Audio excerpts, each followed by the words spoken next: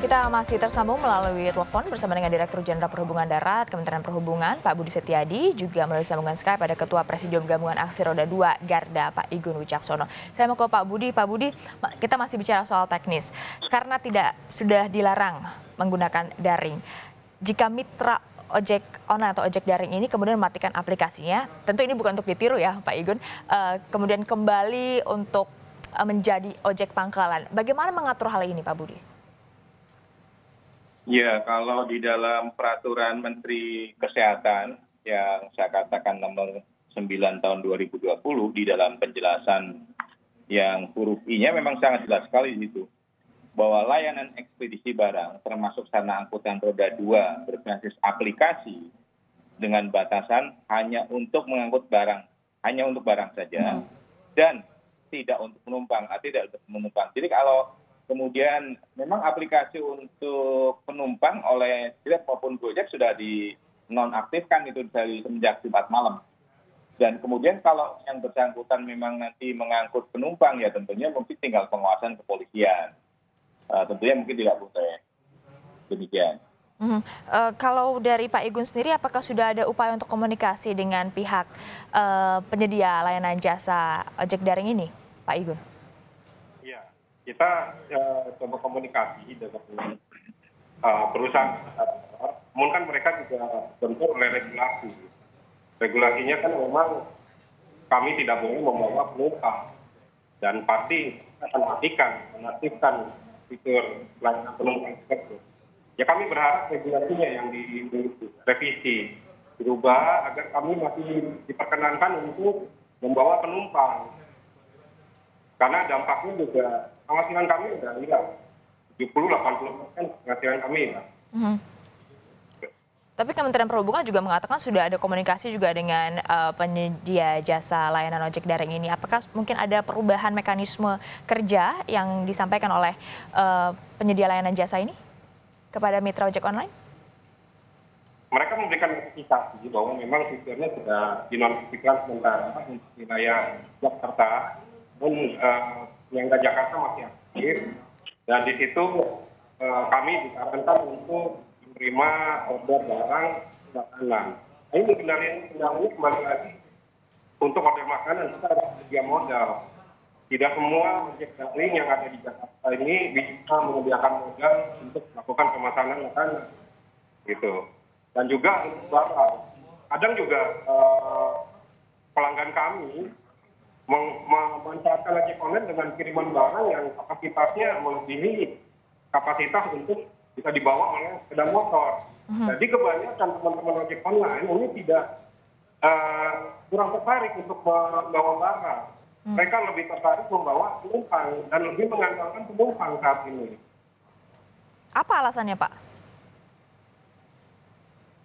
Jadi kalau untuk barang ini kan kadang juga mereka tidak tahu risiko di barang tersebut. Terus juga kapasitasnya dari barang yang kadang dikirimkan oleh penumpang ini kadang melebihi dari kapasitas yang seharusnya dibawa oleh sepeda motor. Namun kalau ditolak, kami akan kena sanksi. Ini yang jadi repot untuk kami. Jadi menilai risikonya lebih tinggi? Iya, betul. Jadi kami lebih nyaman untuk membawa penumpang. Pak Budi, selain dari sudut pandang mitra ojek online, kita juga melihat dari sudut pandang pengguna ojek online.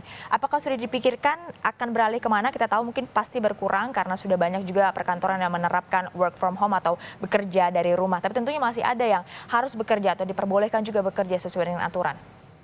Iya, saya belum melakukan satu penelitian, tetapi kalau pada saat kita dengan badan khusus untuk melakukan semacam penelitian Badan Litbang Kementerian Perhubungan saat bagaimana sih perilaku masyarakat kalau misalnya pemerintah akan melarang atau kemudian himbauan saja sifatnya untuk tidak mudik, itu sebagian besar nanti akan beralih ke kendaraan pribadi. Jadi artinya mungkin bisa saja yang di Jakarta ini, tapi kan sebenarnya sejalan dengan yang peraturan yang sudah dibuat oleh Pak Gubernur DKI, kan kantor tidak boleh buka, harus kita work from home.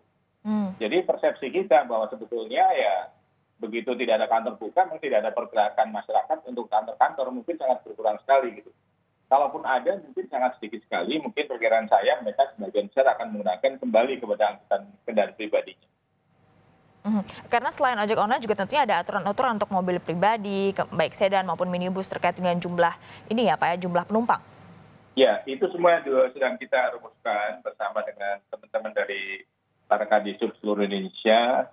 Karena memang arahan Pak Menko Maritim, semuanya kita kembali merujuknya adalah kepada peraturan yang dibuat oleh Menteri Kesehatan nomor 9 tahun 2020. Saya kira semua masyarakat Indonesia juga tahu semuanya bahwa kita seperti sekarang ini, jadi itu sebagai rujukan utama kita bahwa kita sama-sama harus kompak bersama-sama pemerintah pusat, pemerintah daerah, termasuk masyarakat, dan di antara komponen masyarakat juga adalah teman-teman ojek online. Jadi kita harus mendukung semuanya dan harus memahami karena ini adalah KLB dan operasi kemanusiaan untuk kepentingan kita bersama. Jadi tentunya apa yang menjadi arahan Pak Menko Maritim itu sudah akan kita jabarkan lebih teknis lagi di dalam rancangan peraturan Menteri Perhubungan yang sedang kita selesaikan dalam waktu dekat ini. Jadi nanti aturan dalam satu mobil itu hanya berapa dan sebagainya sedang kita buat. Tapi prinsipnya beliau memberikan arahan kepada kita minimal 50% dari kapasitas tempat duduk yang ada itu akan bisa digunakan untuk kepentingan kita.